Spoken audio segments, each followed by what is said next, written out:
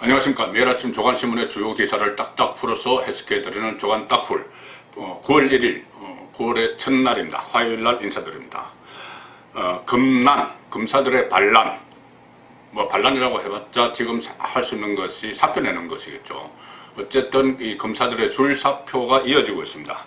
검찰 인사 후폭풍이죠.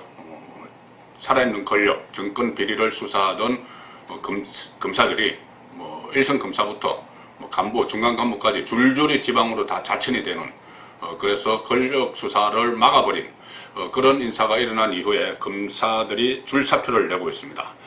먼저 신문 보도 내용을 보시겠습니다. 서울신문 신면을 보시면은 대부분 다 이런 비슷한 기사들이 나옵니다.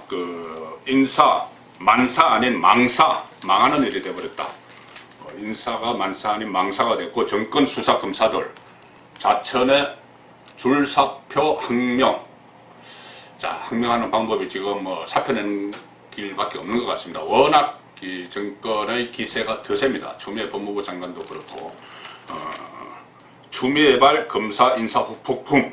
그래서 올 하반기 검찰 주요 인사 퇴직 현황까지 표로 쫙 만들어서 정리를 했습니다. 한동훈, 정진웅, 몸싸움, 감찰하던 정진기, 서울고법 감찰부장이죠. 고검. 정진기 부장까지 사표를 냈습니다. 서울고검에서 대구고검으로 지방발령에 사표. 윤석열 총장 중심의 특수부, 공안부 출신 대거 자천됐다. 그리고 드루킹 특검을 했던 김경수 경남도지사 법정 구수까지 됐었죠. 김경수 연루된 드루킹 특검을 했던 장성훈을 포함해서 장성훈 검사를 포함해서 22명이 조직을 떠났다. 정권에 충성 경쟁하는 인사다. 이번 인사가 정권 충성 경쟁 인사다. 그래서 검찰 내부와 외부에서 비판이 확산되고 있다. 자, 그런 기사가 실렸습니다. 그 옆에 기사는 정부 풍자 심우 7조 상소문 설전. 이것은 제가 그제 계속 전해드린 내용이 또 서울신문에 실렸습니다. 중앙일보 6년도 정진웅 6탄전 감찰 검사도 또 김경수 수사검사도 사이 방금 설명해드린 그 내용입니다. 김경수까지 수사했던 검사 지금 살아있는 권력 유재수 감찰 무마 울산 사건 조국 비리 이런 것뿐이 아니라 이제 김경수 수사하던 검찰도 지방으로 자천이 돼서 사의를 표명을 했습니다. 한직으로 자천이 돼서 장성훈 인사에서 사실상 자천 정진기 부장 감찰부장 이런 이야기도 했습니다. 내가 당하기 싫은 일 남에게 하지 마라. 이런 말을 하면서 검찰을 떠났습니다. 조국 일가 공판팀 3명도 인사가 됐습니다. 그러니까 공소유지를 해야 되는, 제가 그저께 울산시장 선거 공소유지를 해야 되는 검사마저도 다른 기관에 파견시켜 버렸다고 말씀을 드렸는데, 조국 일가 비리에 대한 재판이 진행 중인데 그 공판을 진행을 해야 될, 기소 유지를 해야 될, 공소 유지를 해야 될 그 3명에 대해서도 인사를 해버렸습니다. 그래서 또 검찰의 직제 개편안이 있었죠. 직제 개편이 있었죠. 그 직제 개편안을 비판했던 검사도 인사에서 불이익을 받고 떠났습니다. 검찰을 떠났습니다. 자, 이 상황이 되니 정권 수사 검사들이 자천이 되고 이렇게 되면 살아있는 권력 수사는 사실상 끝나는 겁니다. 가장 중요한 사건이 대통령 탄핵 이야기까지 나왔던, 문재인 탄핵 이야기까지 나왔던 울산시장 선거 부정 개입 의혹 사건이죠. 청와대의 7개 부처가 조직적으로 개입을 해서 문재인 대통령이 형이라고 부른다는 송철호 울산시장을 당선시키기 위해서 표적 수사, 하명 수사도 하고 또 후보 교통정리도 하고 주잔치기죠. 그런 것도 하고 청와대에서 공약까지 개발해서 주고 그런 일들이 벌어졌는데 그 사건이 지금 이렇게 되면은 허지부지 끝나는 것 같습니다. 자, 진보 성향의 한겨레 신문도 이 대목을 신랄하게 비판을 하고 있습니다. 한겨레 신문은 선거 개입 이후 규명 늦어지나 이렇게 했는데 제가 볼 때는 규명 늦어지는 게 아니고 끝난 겁니다. 자, 한겨레 신문 12면 보시면 뿔뿔이 흩어진 수사팀, 청와대 선거 개입 이후 규명 늦어지나, 수사팀이 다 지방으로 또 다른 직책으로 파견도 나가고 이렇게 뿔뿔이 흩어져 버렸으니 이 울산 선거, 부정선거 이 수사는 끝난 거죠. 늦어지는 게 아니고 끝난 겁니다. 새로운 그 팀에 온 검사들이 이 수사 안 하고 그 13명 기소한 거 그걸로 다 끝낼 그런 심산인 것 같습니다. 지난 1월에 송철호 시장을 비롯해서 13명이 기소가 됐죠. 한겨레도 그 부분들을 지목을 하고 있습니다. 총선 뒤에 공모 혐의 같은 것을 걸어서 20명을 수사를 재개했지만 주요 피의자 참고인들은 출석을 거부를 했답니다. 그 임종석 당시 비서실장 같은 경우에는 뭐 소환 통보도 안 한 것 같습니다. 최근에 담당 부장 또 부부장 2명이 또 인사가 됐습니다. 이 수사팀에서. 그리고 또 제가 말씀드린 대로 공소 유지를 해야 될 핵심 부장도 외부로 파견됐습니다. 국가인권위원회로 파견이 됐죠. 그래서 연속성이 끊겨서 수사에 차질 빚을 떴 했는데 차질 빚는 것이 아니고 허지부지 용두사미로 끝날 가능성이 더 높습니다. 지난 1월에 송철호 울산시장, 송병기 울산시 경제부시장, 오랜만에 이름 들어보시죠. 청와대 한병도 당시 정무수석, 백원우 당시 민정수석, 박형철 반부패비서관, 황운하 당시 그 전 울산지방경찰청장 이렇게 조 13명을 공직선거법 위반 등의 혐의로 불구속 기소하는 것으로 이 사건은 마무리되고 아마 재판에서도 줄줄이 무죄가 나오지 않겠나 싶습니다. 이 기소된 사람 중에서 한병도, 황운하 두 사람은 지금 국회의원이 됐죠. 자, 이렇게 네 차례 인사 그리고 검찰 직제 개편을 거치면서 윤석열 검찰총장은 사실상 식물총장이 됐습니다. 식물총장이 돼버렸습니다. 어떻게 할 수가 없습니다. 수사를 할 수가 없습니다. 손발이 있어야지 뭐 수사를 하고 장수가 있어야지 전투를 하는 것이죠. 지금 윤석열 검찰총장은 아마 내년 7월까지 임기를 가지고 수사 지휘는 하지 못하고 본인이 얼마 전에 얘기했던 대로 어떤 뭐 행정적인 측면에서만 역할을 할 수밖에 없는 그런 상황에 몰렸습니다. 이제 더 이상 정권에서 윤석열 쳐내기도 하지 않을 겁니다. 그러다가 괜히 다른 논란만 불씨만 되기 때문에 논란의 불씨가 되고 윤석열을 키워주기 때문에 정치적으로 아마 더 이상 쫓아내기도 하지도 않을 것 같습니다.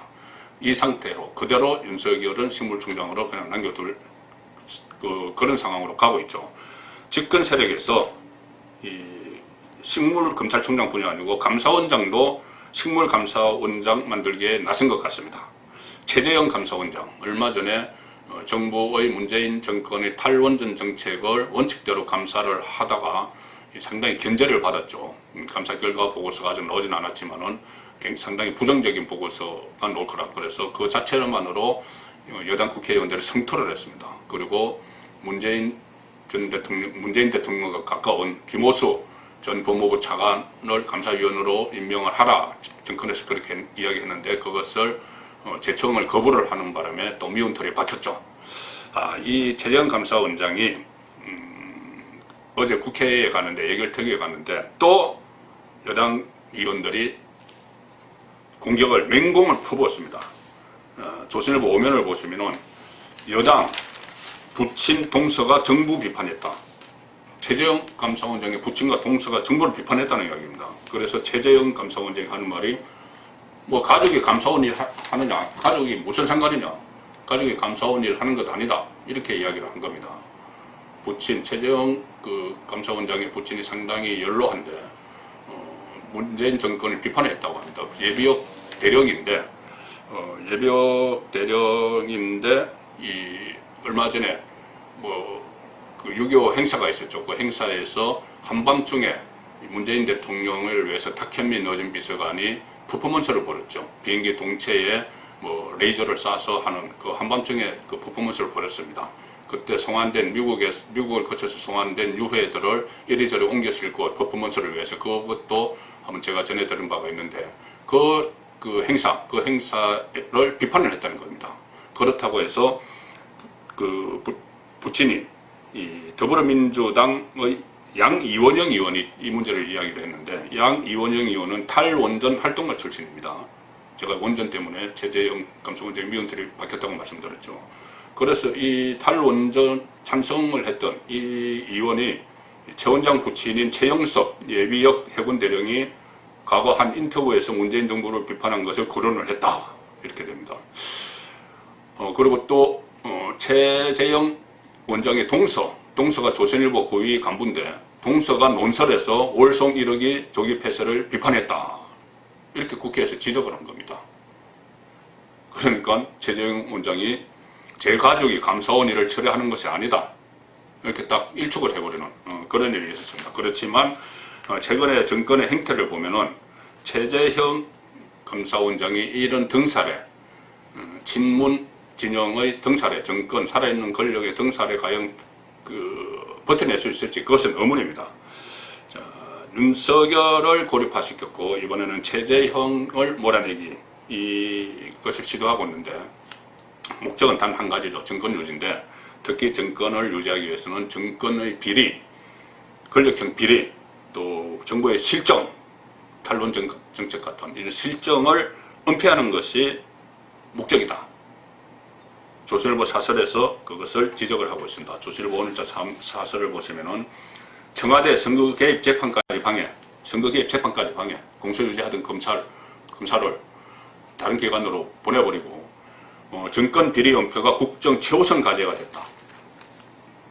자, 국정이 최우선 과제. 그 전에 무슨 적폐몰이니 검찰 개혁이니 이야기했지만은 결과적으로는 정권 비리 은폐하는 겁니다. 울산시장 선거가 대표적이죠.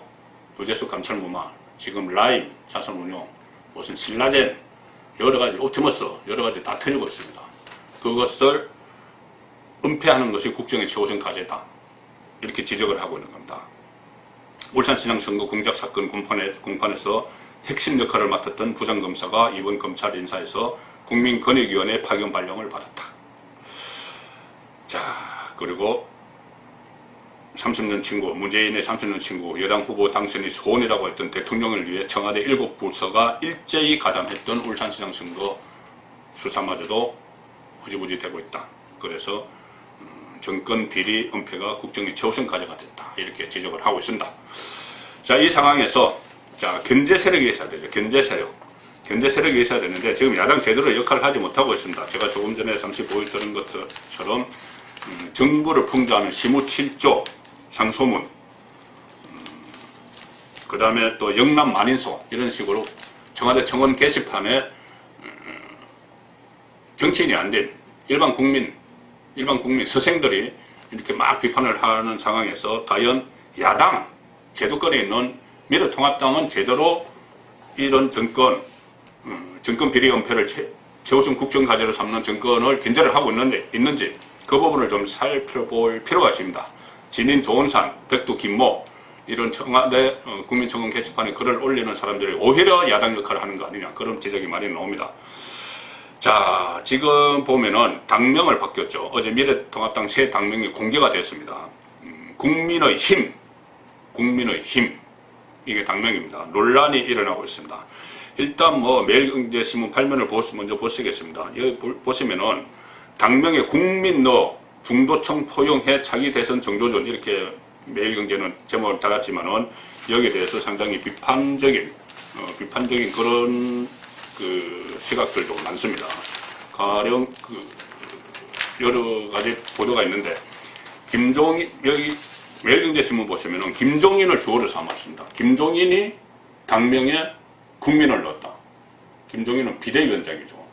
비대위원장인데 김종인이 억지로 국민을 넣었다는 겁니다. 물론 공모 형식을 거쳤죠.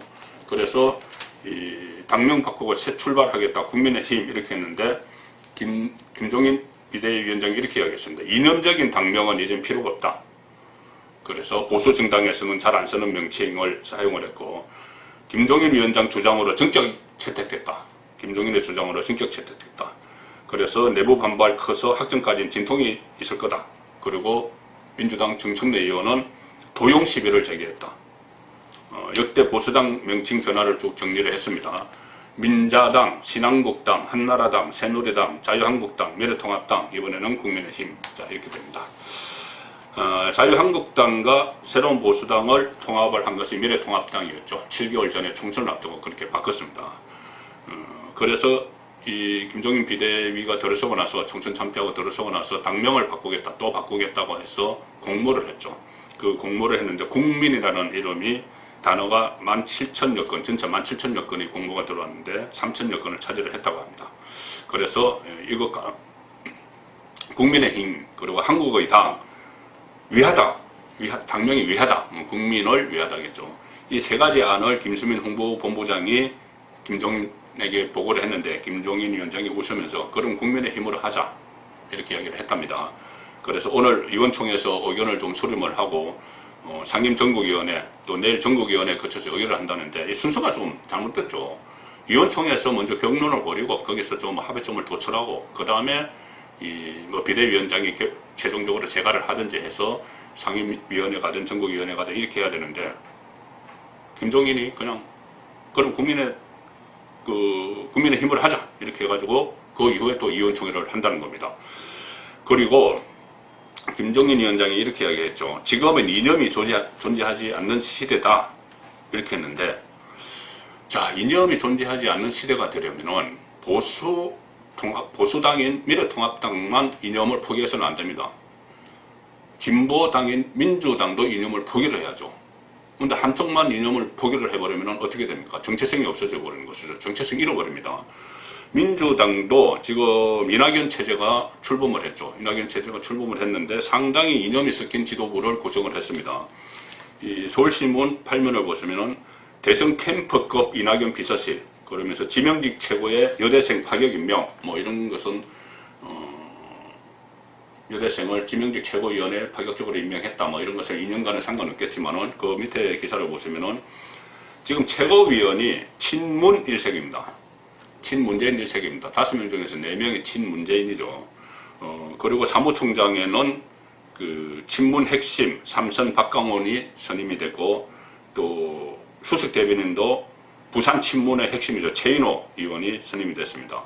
자 이렇게 이념이 김종인은 이념을 포기를 했지만 민주당은 이념을 포기를 하지 않습니다. 오히려 지금 민주당을 비롯해서 집권 세력에는 이념 과잉이 일어나고 있습니다. 이념 과잉, 이념이 넘쳐나고 있습니다. 뭐 보수 세력, 보수 정권, 뭐 이명박 박근혜 정권을 향해서 적폐몰이를 지금 3년 이상 막 하고 있는데 이른바 적폐몰이를 하고 있는데 그거 전부 다 이념에서 출발하는 것이죠. 그리고 심지어 제가 조금 전에 말씀드렸듯이 검찰에도 이념의 옷을 더 씌웠습니다. 검찰뿐이 아니고 법원도 진보 성향 그 판사 모임, 오리법연구회, 국제인권법연구회 출신들을 전부 조직에 앉혔죠. 대법원장부터 그렇습니다. 헌법재판소, 대법원 모두 이념의 틀을 기준으로 다 임명을 하고 사람들을 교체를 했습니다. 사회 전체를 이념의 틀을 기준으로 바꾸려고 하고 있습니다. 주류를 바꾸려고 하는 것이죠. 최강욱이 뭐 세상이 바뀌었다 하는 것처럼 이념이 완전히 진보 좌파 쪽으로 바뀌어서 그쪽으로 흘러가고 있습니다. 군대도 마찬가지입니다. 심지어 군대까지도 문재인 정권과 코드가 맞는 이념이 맞는 그런 사람들을 승진을 시키고 장관도 시키고 육군참모총장도 시키는 그런 시대인데 거기서 그 모든 것이 이념을 기준으로 삼아서 하는데 지금 정통 보수 야당이라는 보수당이라는 미래통합당의 비대위원장이 이념 포기 선언을 한 겁니다. 9월 1일에 보내드린 조간 딱 뿌렸습니다.